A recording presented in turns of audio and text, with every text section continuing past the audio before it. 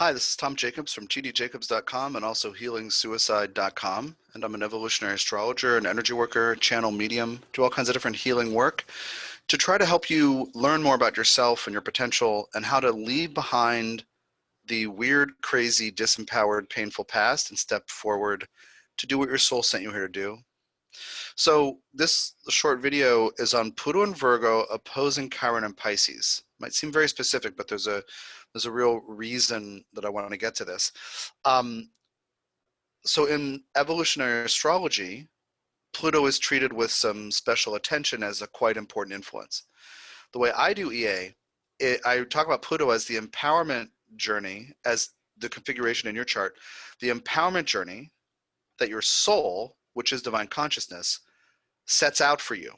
Meaning the empowerment path or empowerment journey has to do with how can you as an individual become deeply strong and confident by overcoming fears, facing shadows, healing pain, hopelessness, despair, anger, all these deep things, deep grief. So Pluto in your chart, in my version of evolutionary astrology, is this empowerment path. And this is different from the other two main streams of evolutionary astrology that if you know what EA is, you've encountered already. What I'm doing with Pluto reflects building on what some other EA teachers have done, but also going to an ascended master for a full model of soul, a full picture of what soul is as divine consciousness and how Pluto represents this journey. If you want that whole story, Evolutionary Astrology Basics 1 home study course is where to begin. So my EA Basics classes are home study versions, so you can find out if you want to work with me in live classes later. And I have recently announced a certification process, which you can read about at tdjacobs.com. So Pluto, you feel like you have to do it to make life feel meaningful, to make yourself feel that you are valid, your existence is valid and matters.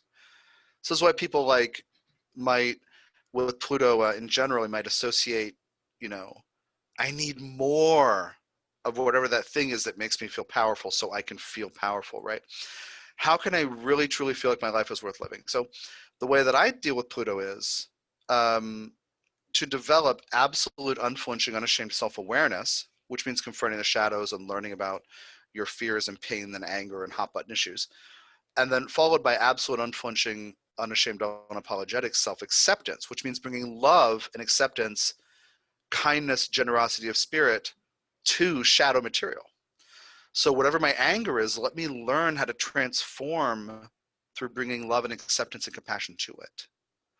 Whatever my sorrow is, let me do the same thing. Whatever my jealousy, whatever my despair, my bitterness, resentment, whatever it is, right? Whatever my powerless thing is, let me learn how to bring love to it. So kind of making many huge stories kind of focused and narrow here for the purposes of this video.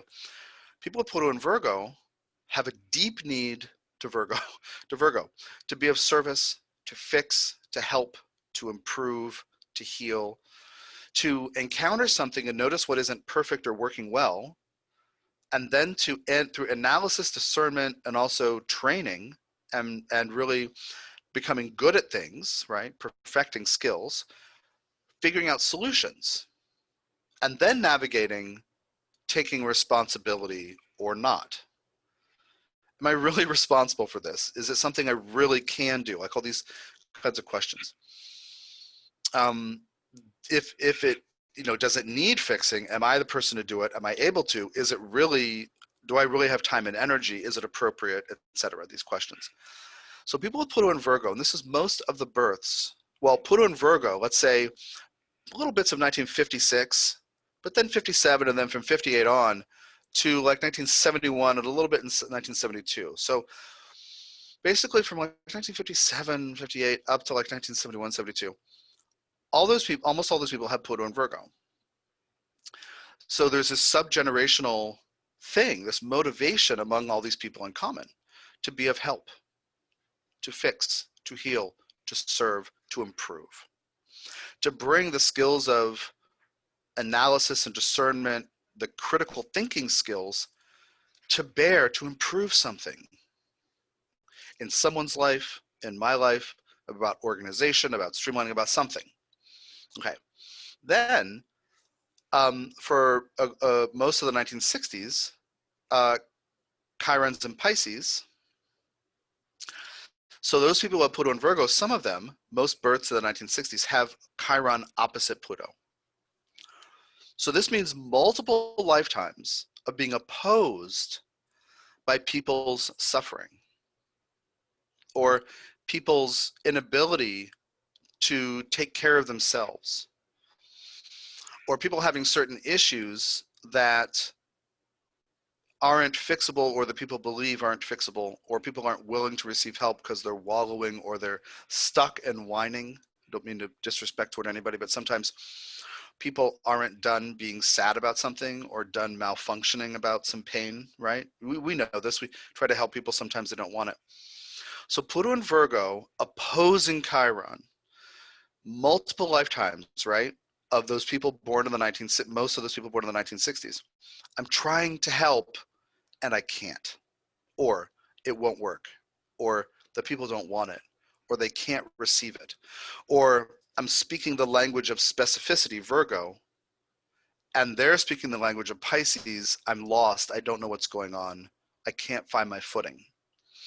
My point is, I've been thinking a lot about guilt and shame, where it comes from. And in this particular subgeneration, they're trying to be helpful, but sometimes they can't be. Pluto and Virgo opposing Chiron, you're learning the limits of help. I've worked with people who have this with a lot of people over the years who have the signature. Some of them have a thing about the pain in the collective. Like, let's say they really truly respond to something like helping animals, or uh, saving forest, or fighting deforestation, something, right? They might really be committed to this specific thing. Well, let's say they can actually help 20 animals or 100 trees. How many animals need help? How many trees are in threat? So it's like it's overwhelming sometimes. So they might overwork or give up or become burned out. Okay, another scenario. One person I care about, I can't help. Now, it could be the person has a handicap or an addiction or what we call mental illness, but it was like spiritual or emotional, imbalance and issues, right? Somebody who's been traumatized, or somebody who, whatever, has a self-destructive pattern, right? Sometimes it's, I'm always giving them good advice because I care, but this one person, but they're not ever open to it because they're in their own groove. So how can I be empowered, Pluto and Virgo, to be helpful because I care, to fix things, to bring my tools and skills to bear, to attempt to help and heal and fix and serve and improve something?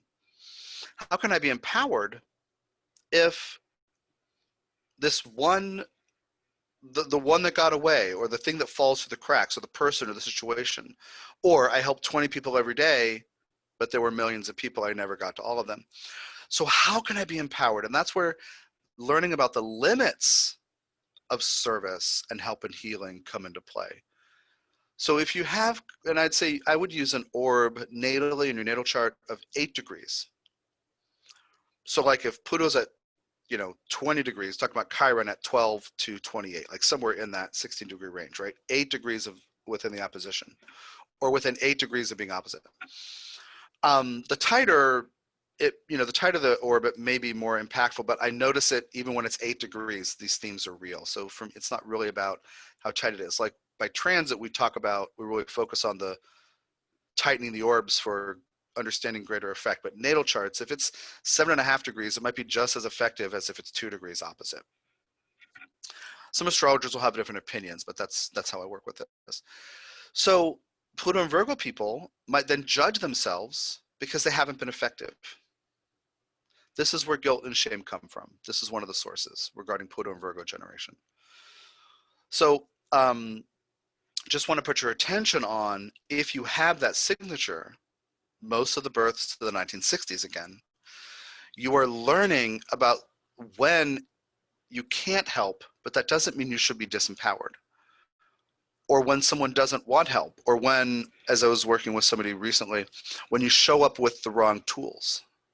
In someone's reading recently, it came up like a being an herbalist who is very competent and qualified and wonderful, but on a trip hundreds of miles away where the flora are different, needing like an urgent emergency and springing into gear and realizing I don't know these plants. Ah, like I can't help, even though I'm very knowledgeable, right? That kind of idea of I couldn't help, what should I think about myself if I can't help somebody, right? And the other version of this is like how I might judge myself, Pluto and Virgo. I'm not effective, I didn't take responsibility. If I didn't try, well, maybe this person has cried wolf 100 times and I block that person out because it's draining to waste my energy, right? And then there's a real situation and I discounted it. All these things are potential with the Pluto and Virgo opposing Chiron and Pisces. Somebody doesn't want it, somebody can't receive it. I didn't do it right, it was enormous, I couldn't do all of it. Any of these things can be part of the story. Or I didn't even try because I know that person wasn't open. So anyway, all the kinds of judgments and self-criticism and guilt and shame that can be inspired by Pluto and Virgo. This is one thing to understand about how to work with that and fix it. I do a lot of work with understanding the generations, like the swaths of the population that have certain Pluto subgeneration signs, basically Pluto signs, including a course called the Pluto Generations, which I'll link to in the description, which will be very helpful in understanding you and your cohort, your peers who have Pluto in certain places, but also the generations older and younger than you in your own family and in your life to understand where people are coming from. So anyway, thanks for your time and energy. I hope this is helpful, and you can read what I'm up to at tdjacobs.com. Take care.